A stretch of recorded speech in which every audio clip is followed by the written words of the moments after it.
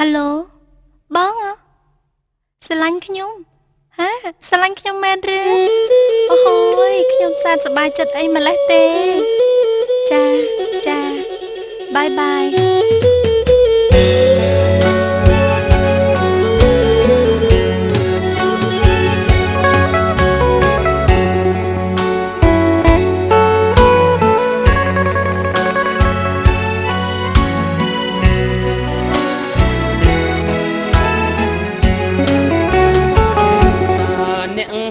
ទៅ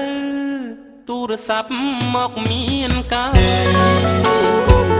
ទូរស័ព្ទមកស្រីឲ្យបងចុកចាប់ម្លេះនោះ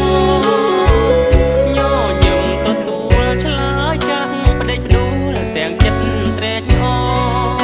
អូនធ្វើឲ្យបងបុកអង្គុយឈរព្រោះចាំចរណៃសន្យាចាំទេបំភ្លេចឬអ្វីចាំបានទេថ្លៃយ៉ាងថាមិនឧស្សាហ៍ដងដៃសាច់ក្តីស្នេហាបងនឹងជីវ៉ាបដោះដងរាល់ថ្ងៃពេលនេះហេតុអ្វីបានស្រី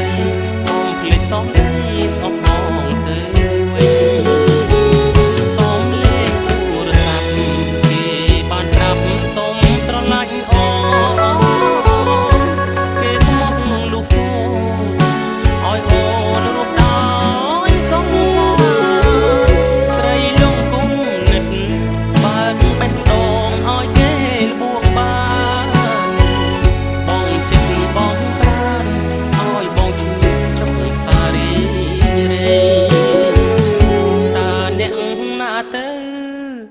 ឲ្យស្រីតន់ចិត្តដំណឹង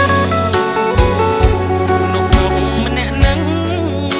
សំខាន់ក្នុងបេះដូងស្រីបានជាបាញ់ឈឺឲ្យបងឈឺក្នុងដួងហារតីឈប់សិនដាក់ទូរស័ព្ទដៃ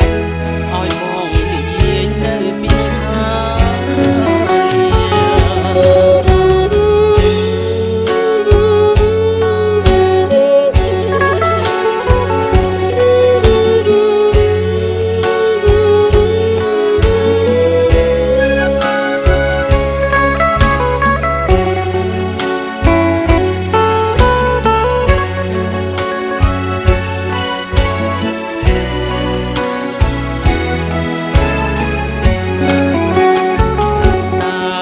ណាទៅឲ្យស្រីតន់ចិត្តដល់ម្លឹង